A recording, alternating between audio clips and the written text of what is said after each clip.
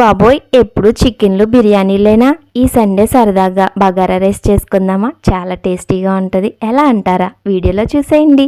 ముందుగా రైస్ని నానబెట్టి పక్కన పెట్టుకోవాలి. తర్వాత ఒక మందపాటి గిన్నె పెట్టి నెయ్యి ఆయిల్ వేసుకుని బాగా వేడెక్కిన తర్వాత షాజీరా, యాలక్కాయలు, లవంగాలు, దాల్చిన చెక్క, మిరియాలు ఇవన్నీ ఫ్రై అవుతున్నప్పుడు 4-5 పచ్చిమిరకాయలు వేసి అల్లం వెల్లుల్లిపాయ పేస్ట్ కూడా వేసుకుని ఒక ఉల్లిపాయ పెద్దగా కట్ చేసిన ఉల్లిపాయ వేసుకుని అవి కూడా ఫ్రై అవుతున్నప్పుడు బిర్యానీ ఆకు, కొత్తిమీర వేసుకుని లో ఫ్లేమ్లోనే ఫ్రై చేసుకోవాలండి. కలర్ మారకుండా ఫ్రై చేసుకోండి. తర్వాత ముందుగా నానబెట్టిన రైస్ని కూడా వేసి ఒక 5 నిమిషాలు ఫ్రై అయిన తర్వాత 1-2 చొప్పున వాటర్ వేసుకోవాలి. బాస్మతి రైస్ అయితే 1-1.5 అయితే సరిపోతుంది.